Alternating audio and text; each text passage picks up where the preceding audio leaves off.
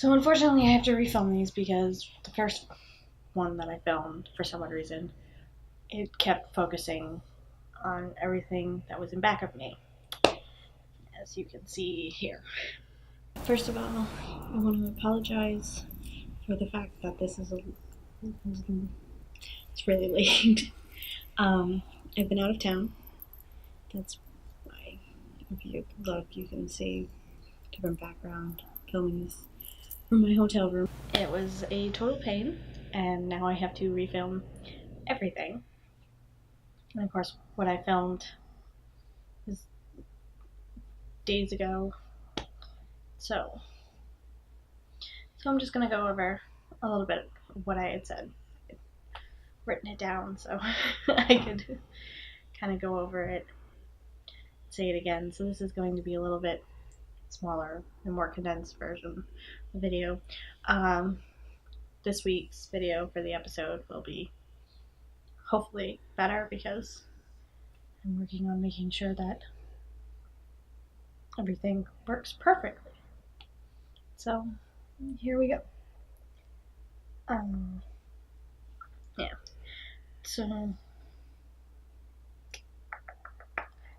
So basically, what had happened is because I went away over the weekend to North Carolina for a One Tree Hill convention, and unfortunately, the TV that I had in my hotel room did not have the CW, so I had to watch it the next day. I was not happy about that, but I was just glad that I was able to watch it the next day because I would have been very upset if I had to wait till Tuesday to watch it.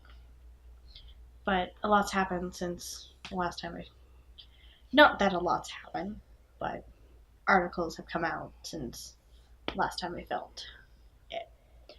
So I'm going to stick to what I wrote. I do know that over the weekend there was the Vancouver Supernatural Convention, and Jensen did confirm that it is Dean and that Michael has left. But where has Michael gone is now the question. And basically what I had written, trying to do this so I don't look like I'm looking down, but yeah, so basically what I had written was that, or what I had said was that I was just a little upset to see Michael leave Dean so soon. I thought that he'd be sticking around for a little bit longer, but at the same time I'm very happy that Dean is back. But now it's the question of where is Michael? Why did Michael leave Dean? And what is Michael planning? Because we did get to see the werewolves that he created with his super army. Because they don't you can't kill them with silver. That Sam, Mary, and Bobby had found out when they had gotten their lead to Dean. So it'd be very interesting to see what happens. The other thing that I'd written about, or I'd spoken about, was the whole Jack with Kelly's parents. I thought that was really sweet. Jack going to see Kelly's parents. Not too happy that he didn't get a chance to, or that he didn't tell them that Kelly was dead. But at the same time, I understand why he didn't tell them. It's a hard concept to understand that, one, he is Kelly's son, and two, he would probably also have to tell them about, angels and demons and all sorts of things, and that's hard for people to comprehend sometimes. So I can understand why he didn't say anything, and why he kind of made it seem like Kelly was still alive.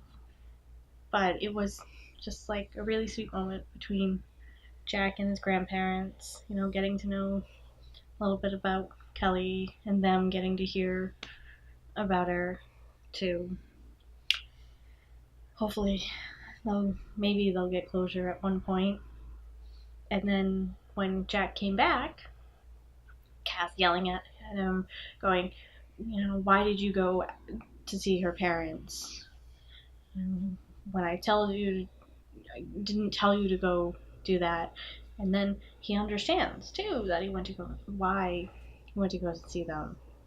So I really did like that moment. You're starting to see Cass in a more fatherly role for Jack, because it's been mainly Sam, because Cass has been, busy trying to help out, that, he hasn't really, he's trying, but it was more of Sam who was there talking to Jack and telling him, we believe in you and everything, you can be good, you can do this and you can do that. So it's nice that Cass is finally being able to be that role for Jack. And the other thing was the whole fight between Cass and Jack about Dean. And I probably agree with Jack that Dean would choose killing Michael if it meant, or stopping Michael if it meant, saving everyone. But if it ended up killing Dean, he would still go for it because that would mean stopping Michael versus, saving Dean and letting Michael loose. So I do agree with Jack on that. But now that Dean's back, it's kind of, you don't need to choose between Dean and Michael. And again, maybe you will in the future. Never know. And then the last thing I had spoken about was Nick. Like, what the hell was that? The ending there, Nick and the bloody hammer and the dead body, like, what was that?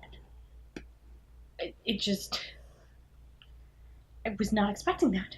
Not at all. But at the same time, you look at it and you go, okay, I can see how he got there, especially with the years he spent with Lucifer, so it's understandable. But you just sit there and you're just like, oh, what the fuck? But, and then it's just like my mind was spinning as I was watching it, going like, is this really Nick? Did Nick really kill his family? Did this guy kill his family? Is Nick just getting justice for the death of his family? Is Lucifer really there? Like, just so many things spinning in the back of my head. And I'm really hoping that, Nick was just getting justice for his family, because I would hate to find out that Nick actually was the reason his family was dead to begin with. Because, while it may add a new layer to Nick, he's been through so much already. You want him to be this, like, good guy, but only time will tell. I do have to hand it to Mark, though. He did such an amazing job with that episode. I look forward to seeing what else comes for Nick. So, okay. So that is basically a little overview of what I had said. I will do a real video for episode 3. Hopefully all goes well. Fingers crossed. And I will talk to you guys next time. Okay. Bye.